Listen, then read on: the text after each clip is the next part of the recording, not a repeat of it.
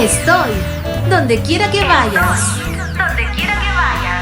Te acompaño las 24 horas del día.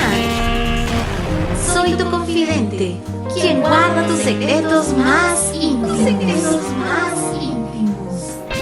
Ecuatorial FM, la radio que no te deja solo. Salí de mi casa súper tranquilo con un cigarrito en el bolsillo. El siguiente programa es responsabilidad de sus productores. Ecuatorial FM no se responsabiliza por las opiniones vertidas por sus conductores o invitados.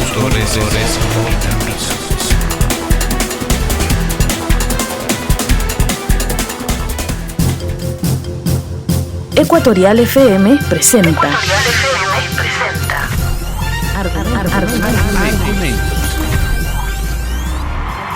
Este Ecuador que no lo queremos enredado en lo intrascendente, sino en lo valeroso, luchador, infatigable, forjando un destino de grandeza. Argumentos. Para cambiar este país se necesita el poder, pero como instrumento de servicio, no como instrumento para servirte a los demás.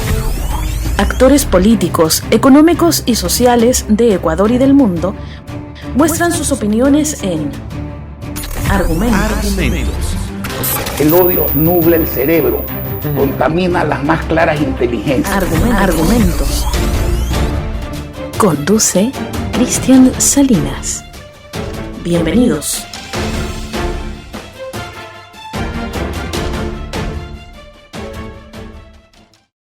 Hola.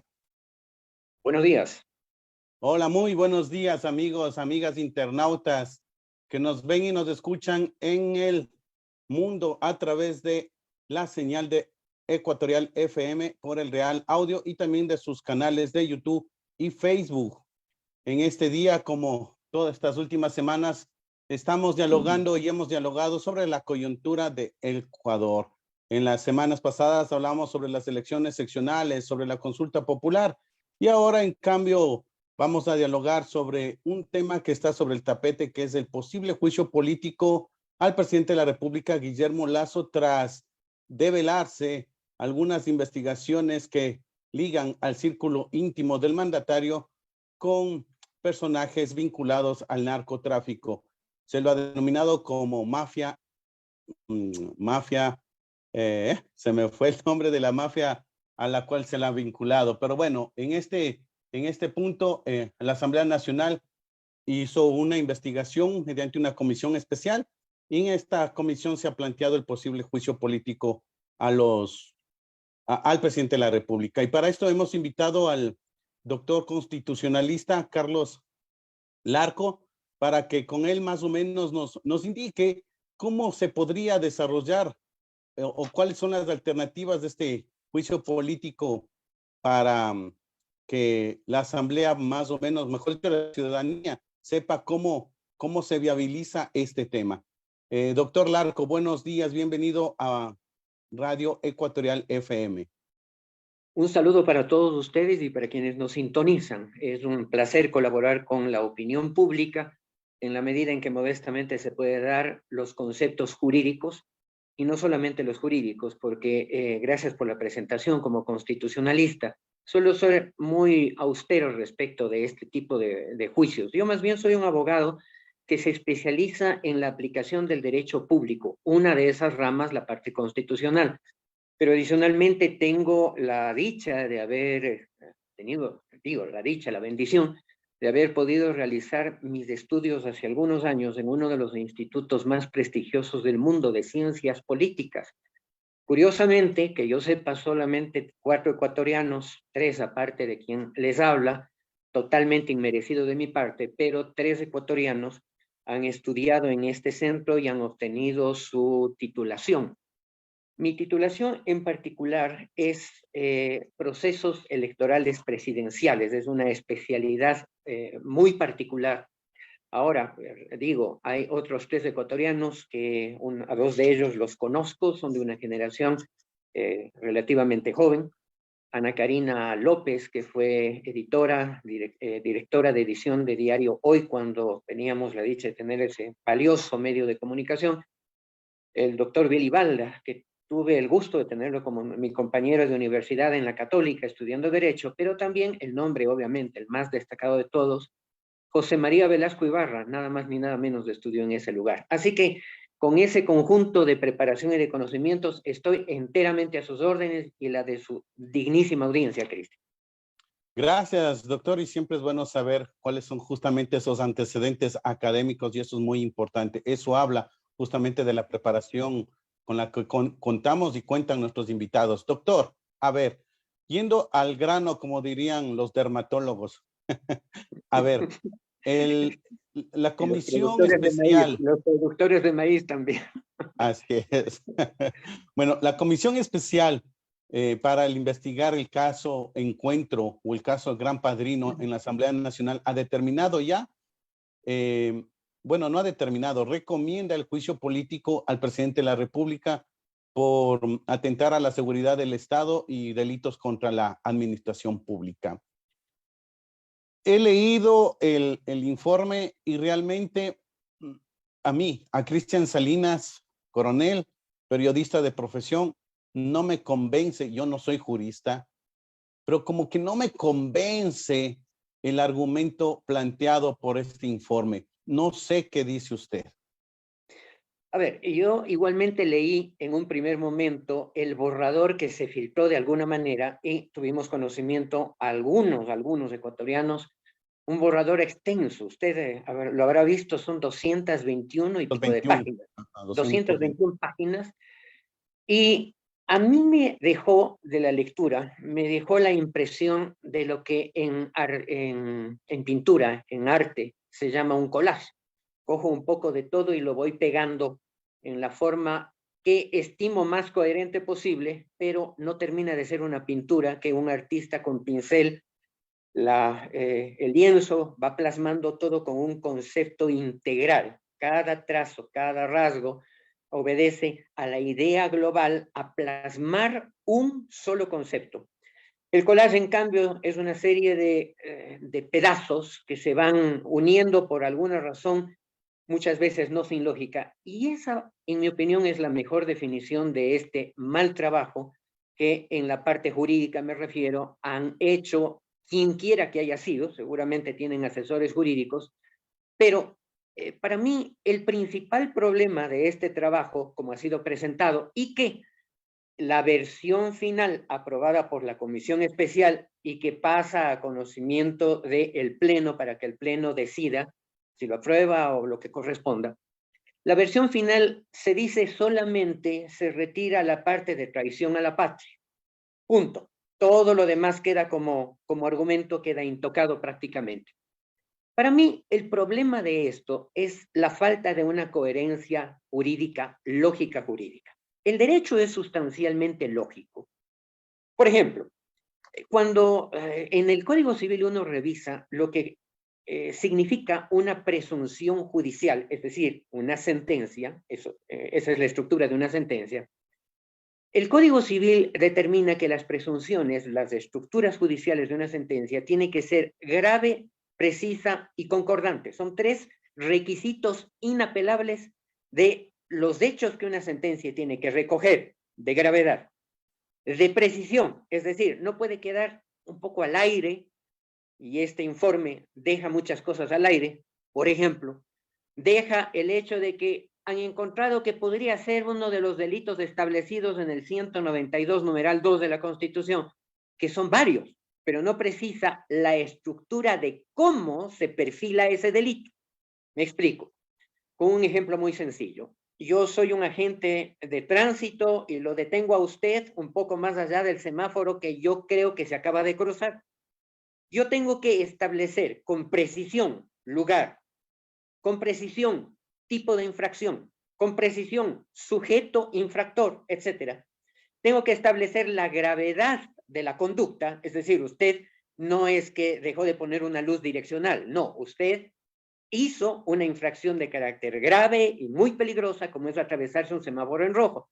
grave, precisa y concordante. Los argumentos tienen que ir directamente a que usted, día, hora, en tal lugar, estando el semáforo en rojo, con el vehículo tal, número tal, usted se pasó el semáforo. Por lo tanto, tome su infracción, tome su boleta, pase a ser sancionado.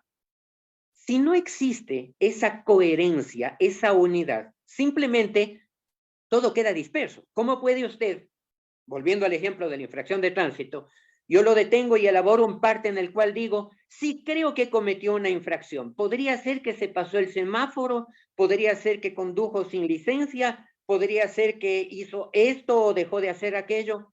Y ese es el caso de cuando se habla en el informe de la comisión de que se cometieron delitos de cohecho, de concusión, etcétera. Sí, pero tenía que decirse cómo, de qué manera y cómo liga esto al sujeto del juzgamiento político. Es decir, no puede ser, y esto pasa en el informe, que digan, y usted lo habrá visto inclusive con fotos, ¿no? Usted recuerda esas fotos de ese BMW blanco que dicen que entra el sujeto al café no sé cuánto, después llega el BMW blanco y sale del café el sujeto, se sube en el BMW blanco. Por favor, eso liga, y claro, no es del presidente de la República, no es Guillermo Lasso, claro.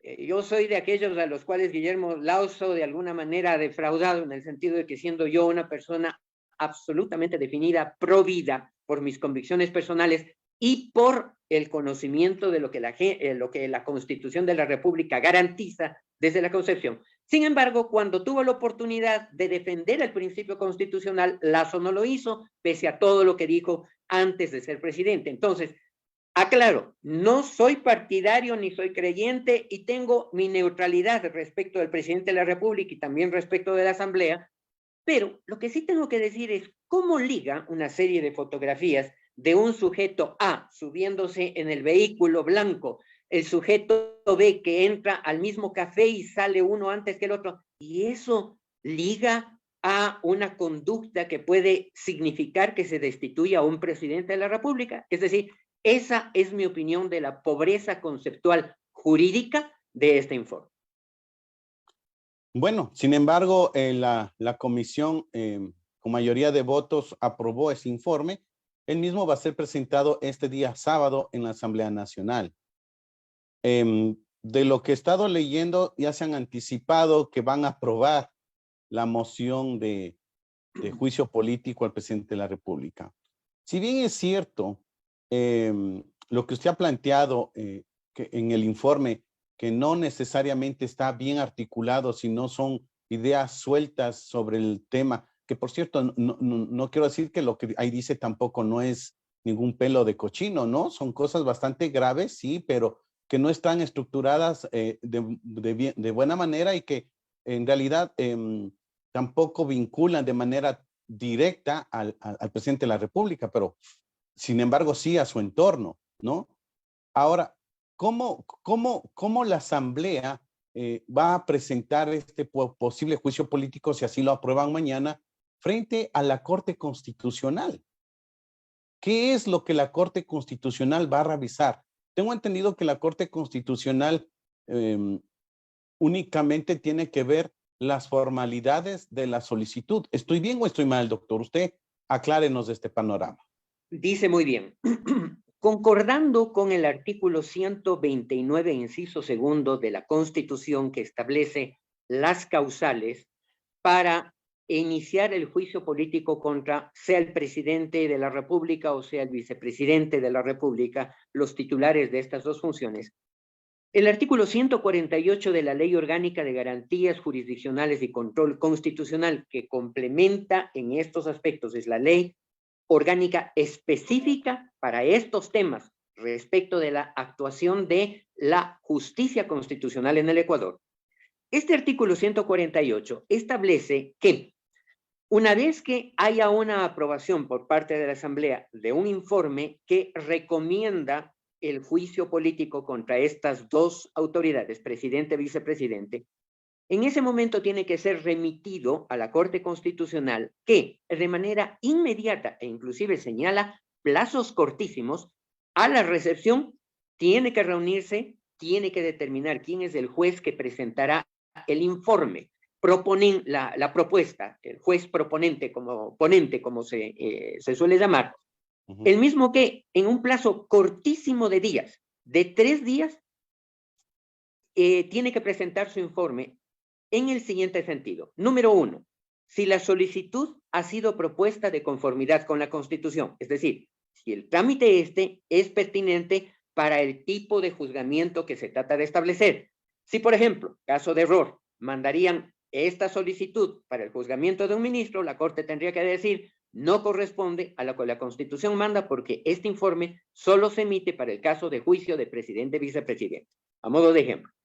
Número 2, si en la solicitud se singulariza la infracción que se le imputa y si por la tipificación jurídica que se hace en la solicitud, ella cabe en el tipo de infracciones previstas en el artículo 129 de la Constitución. Es decir, tiene que haber una lógica descriptiva y una lógica probatoria básica que lleve al juez constitucional, a la Corte, al juez ponente primero y al Pleno de la Corte después, a establecer que las conductas que aquí se establecen primero constituyen uno de los delitos establecidos en el 129, inciso 2 de la Constitución.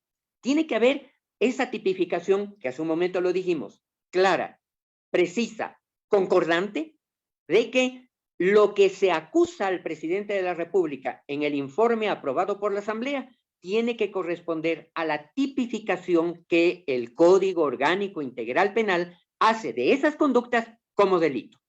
Si no corresponde, si la descripción es ambigua, en fin, si no está claro, preciso y concordante, el juez ponente tiene la obligación de reportar eso al Pleno de la Corte en su propuesta de sentencia y la Corte tiene que rechazar la viabilidad del enjuiciamiento político por falta de estos requisitos. Ahora, al revés, si corresponde y está claramente hecho, la Corte lo único que tiene que decir es sí, se acusa de tales delitos, la tipificación es correspondiente, por lo tanto, procede que la Asamblea dirima esto mediante el juicio político. Y el tercer requisito dice, si en consecuencia procede o no iniciar el juicio político. Esas son las 3 instancias que la Corte tiene que analizar. No son pronunciamientos sobre inocencia o culpabilidad. Incluso existen sentencias de la Corte Constitucional que hicieron alusión alguna vez a este tema. No son pronunciamientos de culpabilidad o inocencia, son solamente cumple o no con los requisitos. Nada más. Es decir, que ahorita, si es que la Asamblea Nacional quiere llevarle al banquillo de los acusados al presidente Lazo, es decir, como juicio político, deberá estructurar de mejor manera, digamos así, este informe para hacer, digámosle, que más convincente, porque bueno, no solo es una cuestión de estructurar gramatical o sintácticamente una acusación, sino que también que esta acusación corresponda a hechos reales. ¿Cómo la Corte Constitucional puede dirimir eso? ¿O simplemente la Corte Constitucional revisa la motivación, así sea salida de ficción, pero como cumple con el aspecto argumental, aprueba, no aprueba, da paso, no da paso? ¿Cómo la Corte Constitucional puede dirimir en estos casos? Porque, repito, o sea, puede ser una argumentación de ficción bien puesta, bien hecha, bien elaborada, y digo de ficción porque puede no estar sustentado en hechos reales, ¿no? Sino ficticios, o también puede estar sustentado en hechos reales. Pero ¿cómo la Corte Constitucional, por ejemplo, puede dirimir o dar paso o no a un juicio político basado justamente solamente a una motivación argumental? Cristian, esta pregunta es para mí una pregunta clave que debería hacerse no solamente el periodismo y quienes tenemos el honor de ser entrevistados por ustedes. Debe hacerse el país completo. ¿Por qué? Déjeme ir muchos años atrás, aproximadamente 50 años atrás, cambiar de país. Y a pesar de que el sistema jurídico norteamericano, concretamente la integración de su Suprema Corte, es una de las instituciones más prominentes y serias del mundo, sin embargo, hace más de 50 años, una joven activista llevó a la Corte Suprema de los Estados Unidos un caso que lo describió, lo presentó como tal.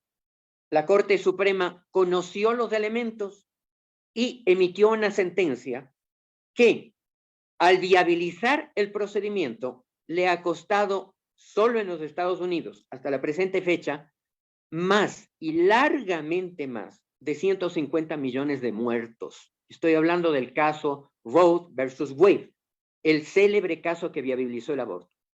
50 años después, la joven de otrora, convertida en una mujer que ha cambiado, la vida le ha ido forjando y madurando, admitió que era un caso falso, que los hechos eran falsos. Es decir, hasta en los mejores lugares de jurisdiccionales del mundo, existe el riesgo de cometer errores. Por lo tanto, ¿por qué digo que su pregunta es clave? No solo para la opinión pública más cercana a este tipo de entrevistas y a este tipo de medios, sino para todo el país. ¿Por qué? Porque si en casos como estos, el pueblo ecuatoriano, los legisladores, los actores políticos, no cobran conciencia de que las instituciones constitucionales no están para satisfacer apetencias de grupo, apetencias ideológicas, simpatías, antipatías. Si es que no hacemos lo que un artículo de la Constitución, que a veces mucha gente se olvida de leerlo, y si se olvida de leerlo, se olvida también de razonarlo, que establece que los legisladores en la República del Ecuador tienen que actuar con conciencia y sentido nacional. Es decir, desde el momento que se posesionan tienen que ir mucho más allá de la bandería política, del límite de su actividad, de su partido político, de su agrupación política, y tiene que pensar en sentido nacional. Es decir, ¿qué es lo correcto? ¿Qué es lo mejor que puede hacerse para que sea el país en su conjunto, no su tesis, no su bandería política, la que salga adelante, el país? Si en casos como estos no se hace un ejercicio de absoluta independencia, no se hace ejercicio de cabeza fría, serenidad, pies sobre la tierra, objetividad y corazón en los principios constitucionales, al menos en los que están hoy plasmados, lo que ocurrirá es que el Ecuador seguirá degradando su institucionalidad, como es un proceso evidente hoy por hoy en el país, seguirá degradando esa institucionalidad, y cuando la ley deja de ser la directiva que garantiza a todos, a usted y a mí, podemos tener cualquier diferencia, pero sabemos que hay una ley y personas, jueces que las aplican. Cuando dejamos de pensar que la aplicación de la ley será justa y correcta y que la ley nos pondrá en orden a su criterio y a mi criterio en contra del suyo, cuando dejamos de pensar así, eso se convierte en un tema de locos y sobre todo en una ley de la selva.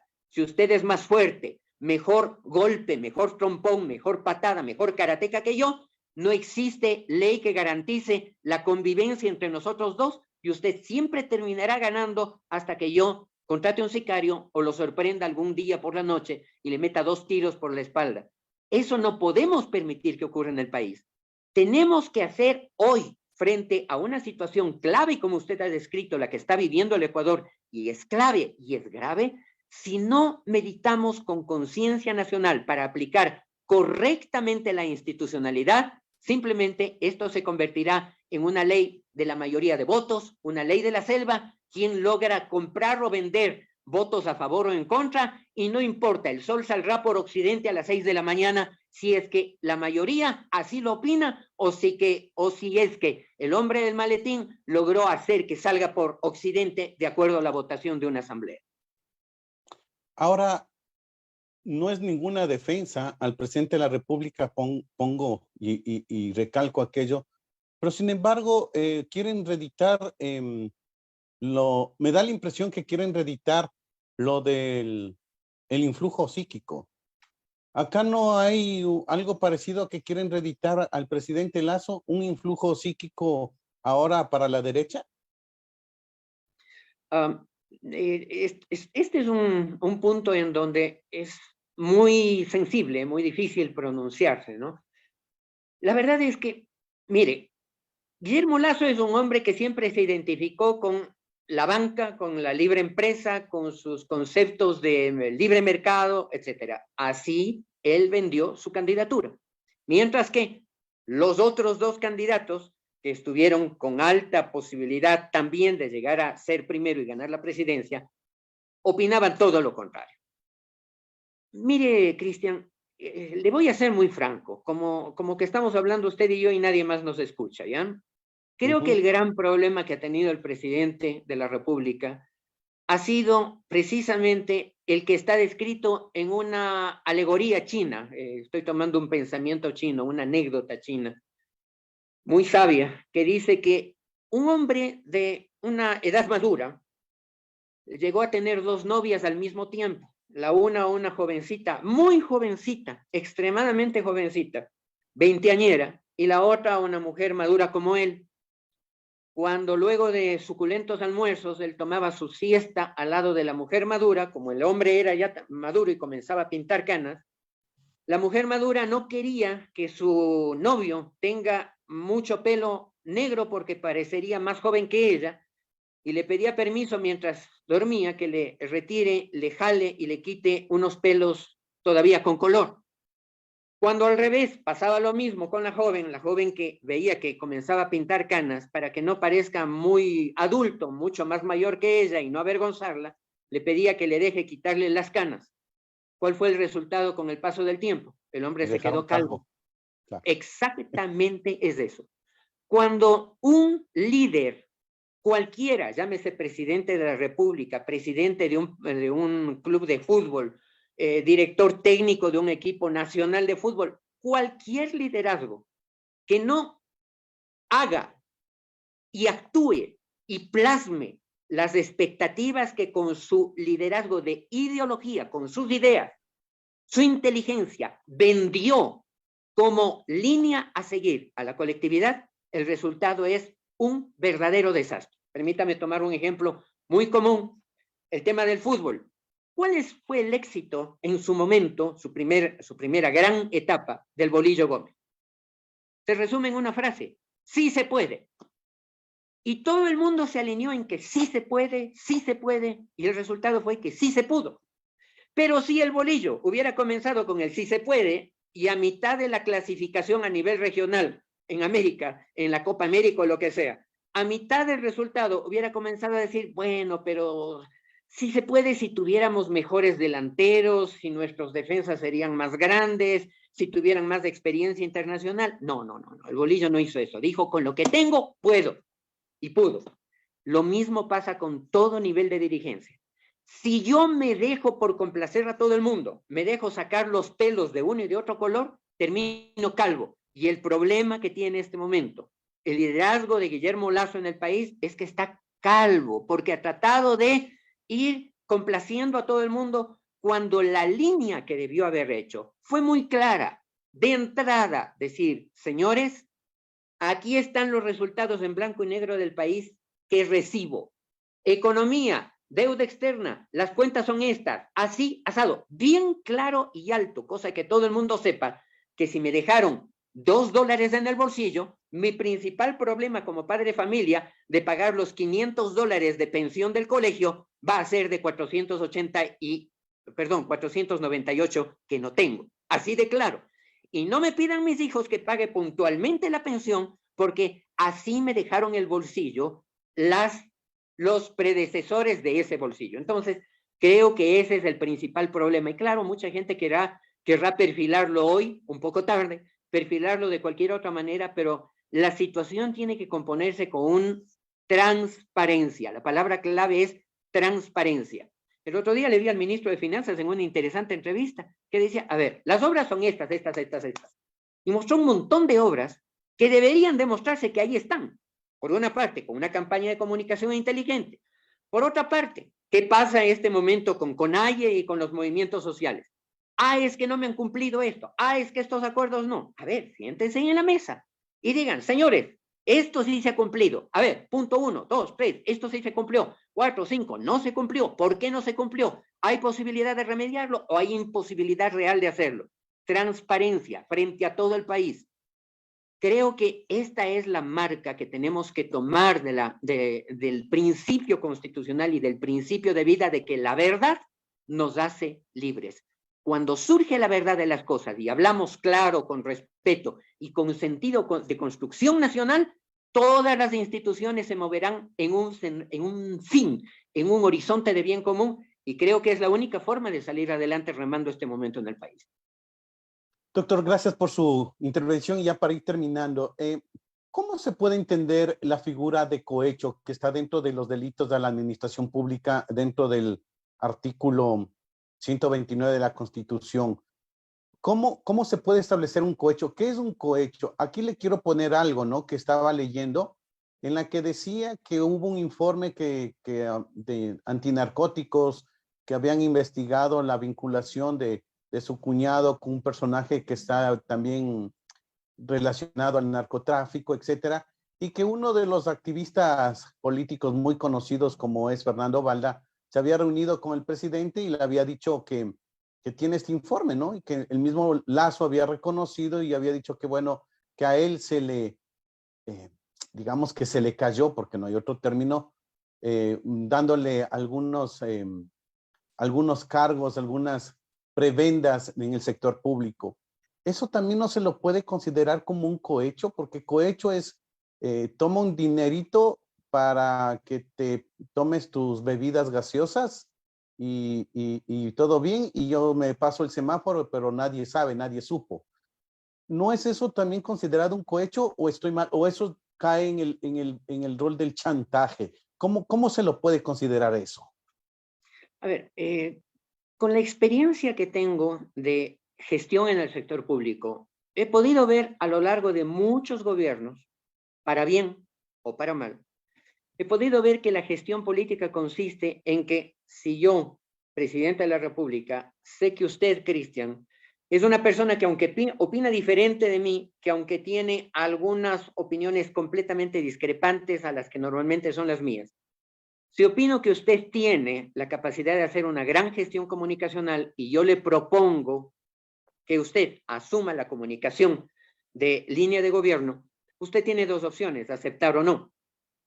Si acepta, su línea tiene que ser ética, es decir, usted tiene que decir sí para lo que es correcto. Si yo le digo que proponga a la opinión pública una línea comunicacional diciendo que esto es blanco cuando en realidad es negro, usted tiene a su vez ya dos opciones. O continúa mintiendo o renuncia y se va a su casa. A ver, lo que se describe en el informe, refiriéndose al informe del señor Luis Verde Soto, que es concretamente por donde va esa línea, por donde van los temas un poco relacionados a su pregunta, establece generalidades. El informe de Luis Verde Soto, que a mí me parece interesante, siempre y cuando sea un instrumento debidamente e inteligentemente tomado, es un informe que describe riesgos, que define áreas de riesgos. ¿Y por qué no tuvo tiempo para decir algo en concreto? ¿Por qué? Porque simplemente eso requiere un trabajo de muchísimos más meses de los que tuvo el señor Verde Soto. También el señor Verde Soto se dice que fue y le dijo al presidente, hay esto, aquello, lo otro, y que el presidente no habría hecho nada al respecto. Es bien difícil, Cristian, es muy difícil para usted, para mí como ciudadanos que procuramos ser honestos en nuestra labor comunicacional, afirmar que esto sí ocurrió o que esto no ocurrió. Esto ocurrió en un ámbito de intimidad tal que decir sí o no resultaría altamente incendiario para bien o para mal en el país. Sin embargo, su pregunta me obliga a mí a ser muy correcto y muy puntual en lo que digo. Cuando una persona se acerca a pedir a otra, funcionario o autoridad pública, que haga algo, y esa autoridad, para que no aparezca, para que no se haga, o para que sí se haga una determinada cosa que no es correcto de acuerdo a la legislación, evidentemente que va a haber el delito de cohecho. Pero, precisamente por eso, y usted lo dijo cuando expresó su opinión personal como Cristian, cuando usted lo dijo, yo, en mi opinión, a mi riesgo, estimo que no existe diametral coherencia en el informe. Por lo tanto, si nuestros legisladores, el día sábado que se va a conocer el informe aprobado en comisión, para aprobar o no aprobar ese informe, que sería el antecedente para que un grupo o un asambleísta, con el respaldo de un grupo de firmas, soliciten el enjuiciamiento político de la República, tienen que meditar en la responsabilidad histórica que tienen, no con Guillermo Lasso ni con la coyuntura actual del Ecuador solamente, sino con el decurso a futuro de lo que va a ser la institucionalidad ecuatoriana. No podemos darnos de lujo de tomar las instituciones como si fueran pelo de cochino. Ayer yo vi un asambleísta, no menciono nombre, que decía, a ver, y por último podemos juzgar al presidente de la República por problemas de salud mental, porque aparece en silla de ruedas, se para, se baja, etcétera, por lo menos, entonces debe tener problemas de salud mental. Por favor, un asambleísta expresándose así en un momento tan crítico para la historia del país, en donde todo lo que se necesita es que gente así ande con baldes de gasolina política expuestos sin tapa y por ahí pase un incendiario echando fosforitos o velas sin apagarse. Creo que tenemos una gran responsabilidad y por eso, Cristian, le agradezco profundamente a usted haber tenido la gentileza de invitarme para ser parte colaboradora del criterio de su audiencia respetable, de su trabajo respetable, porque creo que esa es nuestra misión. La verdad nos hará libres. Y termino con un concepto que nunca lo olvidaré. Yo tengo, de entre todas mis lecturas, me encanta la ciencia política, pero mucho más me encanta la lectura de principios. Y hay un principio que aprendí de un célebre autor de hace como 2000 y pico de años, que dice que el fruto de justicia en una colectividad, el fruto de justicia se siembra en paz para aquellos que aman la paz. Si no entendemos que la siembra tiene que ser con cabeza fría, con pies sobre la tierra y corazón en el objetivo de la paz y del entendimiento social, no sembraremos fruto de justicia y tendremos una sociedad dividida, caotizada, absolutamente esclavizada por las desigualdades, muchísimos años hasta que esto, Dios no permita jamás, termine en una explosión social impredecible. Bueno, doctor, yo le agradezco por su presencia, pero muy buena su exposición, solamente que no me ha contestado la pregunta. ¿Qué es cohecho? Y si se le puede configurar como el acercarme a un funcionario público y decir, ve, yo tengo este informe sobre ti, o lo publico, o qué tal si me das un carguito. ¿Eso cómo se considera? ¿Como un chantaje o también es dentro del cohecho? Bueno, el chantaje es un término popular, digámoslo, para lo que normalmente se llama cohecho. Una conducta por la cual yo doy o recibo algo para que no ocurra algo que afectaría a un funcionario que no ha actuado bien de manera directa, sí es un cohecho. Pero no se olvide entonces que ese tipo de conductas, de acuerdo, aquí tengo el Código Orgánico Integral Penal, que en su artículo 42 establece las formas de conducta: autoría directa, autoría mediata, con la tercera que se llama coautoría, y en el artículo 43, la complicidad. El cohecho sí admite complicidad para los que supieron que esto estuvo ocurriendo y se quedaron callados. Pero el cohecho implica una autoría directa. Yo y usted, punto. Tiene que demostrarse que yo y usted actuamos de esa manera, tal y como usted la ha descrito. Yo y usted. No puede decirse que hubo cohecho de un tercero que a lo mejor ese momento ni lo supo, no se enteró, y que después, cuando se enteró, su deber era haberlo denunciado y perseguido. Eso es otro tema y otra conducta. Entonces, en el diálogo que supuestamente hubo entre Fernando Balda y el presidente de la República, y que Balda le anticipó sobre este informe y que Lasso, en cambio, le había concedido algunos cargos laborales, ¿se podría considerar como cohecho?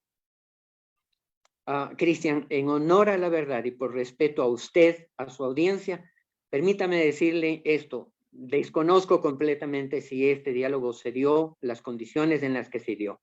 Pero reitero, en términos de teoría jurídica, sí entre quien quiera que sea, presidente del Uruguay, de Brasil, de China o lo que sea, y un tercero que llegó y le dijo eso, y el otro quedó callado, o el otro le concedió algún tipo de prebendas, evidentemente que se configuraría un delito aquí, en la China o en cualquier parte del mundo.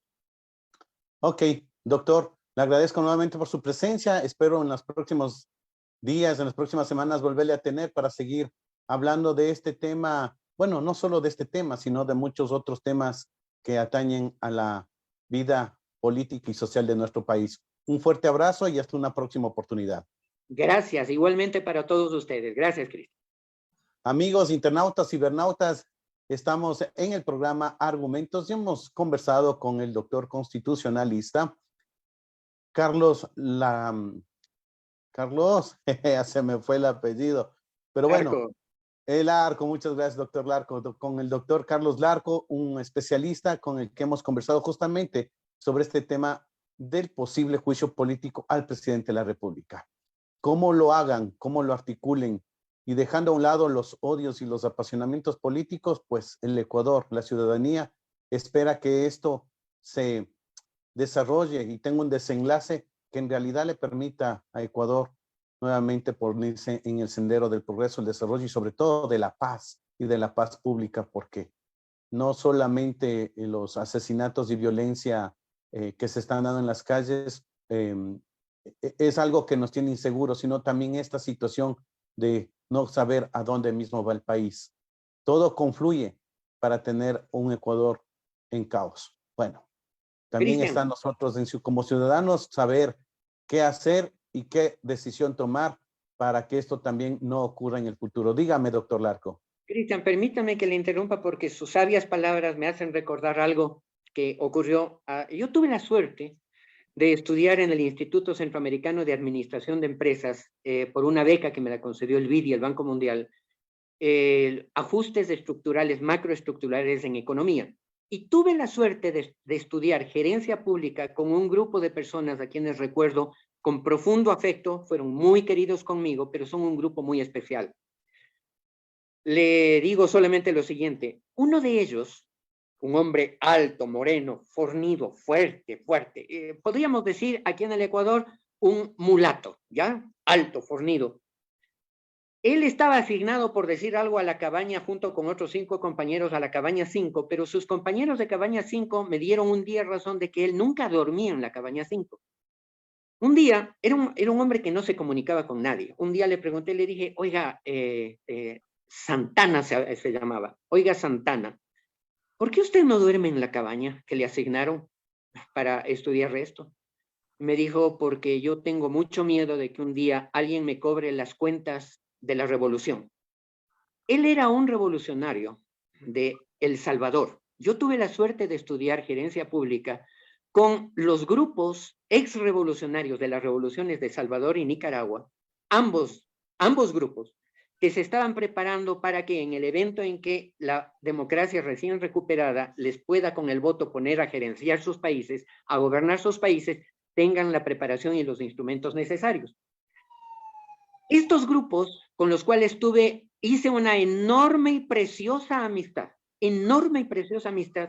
si algo me dejaron como una lección de vida, es que la paz se la debe conservar estirando las sábanas hasta donde den los pies, porque el día que se rompe la paz, uno nunca sabe cuántos años, décadas, o como en algunos casos en El Salvador, medio siglo de batallas y de guerras, o Nicaragua igual, y vean ustedes la Nicaragua hasta el día de hoy. Uno nunca sabe cuando se pierde la paz, cuándo se podría volver a recuperarla. Y como en el caso de esos países, a costa de miles, docenas, decenas de miles de vidas después, la paz es un bien que tenemos que aprender a preservar cuando todavía la tenemos. Me hizo acuerdo de estas lecciones de vida que yo tuve con esas personas a quienes recuerdo con mucho aprecio y que me dieron eso, lecciones de vida. Ok, doctor Larco, muchas gracias. Y bueno, amigos internautas, con esto nos despedimos y les esperamos la próxima semana con más de Argumentos. Estuvo con ustedes Cristian Salinas y nos encontramos en una próxima ocasión. Un fuerte abrazo. Ecuatorial FM presentó Argumentos. Este Ecuador que no lo queremos enredado en lo intrascendente, sino en lo valeroso, luchador, infatigable, forjando un destino de grandeza. Argumentos. Para cambiar este país se necesita el poder, pero como instrumento de servicio, no como instrumento para servirte de los demás. Actores políticos, económicos y sociales de Ecuador y del mundo mostraron sus opiniones en Argumentos. El odio nubla el cerebro, contamina las más claras inteligencias. Argumentos. Estuvo con ustedes Cristian Salinas. Hasta la próxima semana.